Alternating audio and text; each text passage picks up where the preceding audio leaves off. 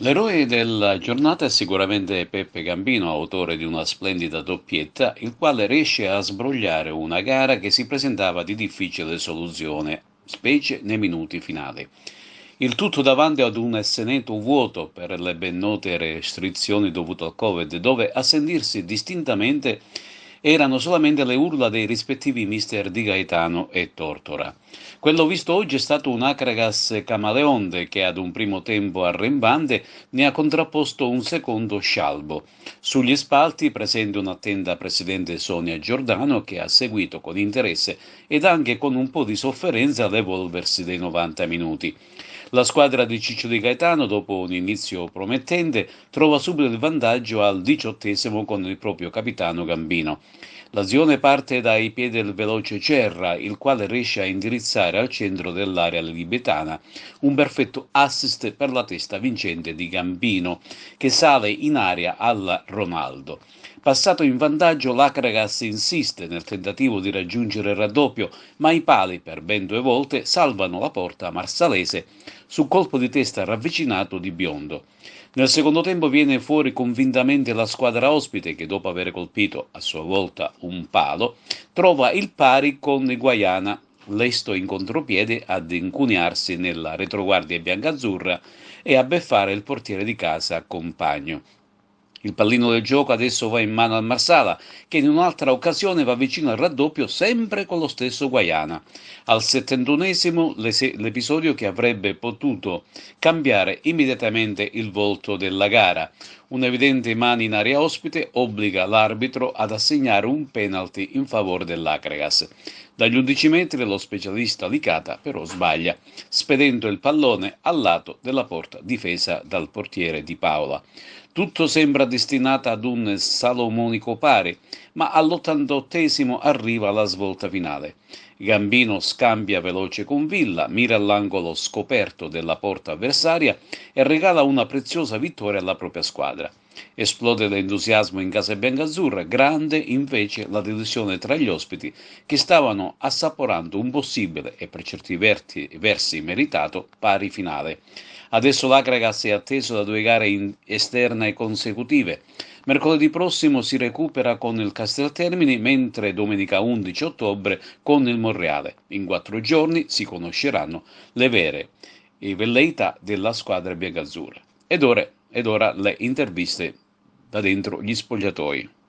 Allora, una doppietta è caso di dire come titolo che Gambino ha regalato questa vittoria all'Acregas. No, vabbè, sono contento per me stesso che comunque è una doppietta, poi sono un attaccante, fa sempre piacere, però come ho sempre detto io non sono il tipo di attaccante che piglia la palla, magari ne dribba 2 o 3 e fa il gol da solo, quindi per fare quello che bisogna dei miei compagni oggi è stato così, anche se non abbiamo fatto una grande partita, eravamo un po' sulle gambe, siamo stati fortunati, bisogna dirlo, però in questo momento, dopo aver lavorato tantissimo in questi 2 mesi, penso è da folli pensare di stare al 100%, però è arrivata la vittoria che fa bene al morale e bisogna continuare solamente a lavorare. Un gran primo tempo, un secondo tempo diciamo un po' deludente rispetto al primo. Sì, quello che dicevo prima, abbiamo fatto un buon primo tempo, però un po' sulle gambe, però ripeto, non possiamo chiedere di stare già bene adesso, bisogna stare solo tranquilli, dico ancora una volta, continuare a lavorare, anche se siamo stati fortunati, però la fortuna in questo gioco ci vuole. Oggi è toccato a noi, bisogna solo stare sereni e goderci la vittoria. Mister, un primo tempo molto bello, con trame di gioco veloci, specialmente sulle fasce, cross al centro. Nel secondo tempo è successo qualche cosa. Ci vuole spiegare perché questa metamorfosi? E allora questo può dipendere da tanti fattori, ma a volte si può pensare alla condizione fisica, a volte si può pensare a un discorso mentale, a volte si può pensare a una situazione momentanea, nemmeno prevista. Dico, allora, in tutto questo, se andiamo ad analizzare la partita, è vero che il primo tempo penso che è stato nettissimo a favore nostro, abbiamo tenuto ampiamente il possesso palla, siamo stati pericolosi in qualche occasione, abbiamo colpito 2 pali in una occasione soltanto e diciamo che stavamo giocando per ciò che prepariamo durante la settimana. E il secondo tempo, lì probabilmente mi devo assumere le mie responsabilità e siamo entrati un po' mosci in campo.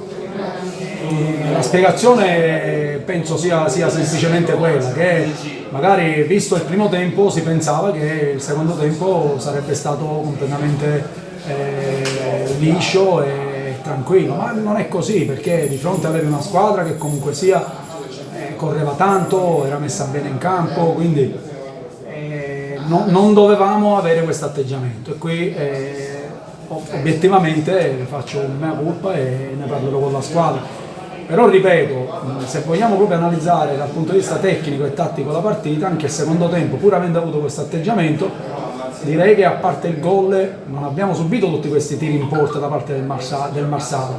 Siamo calati nell'atteggiamento, nella personalità, voglio dire, però abbiamo avuto un carattere che fino alla fine ci abbiamo provato e abbiamo sfruttato l'occasione.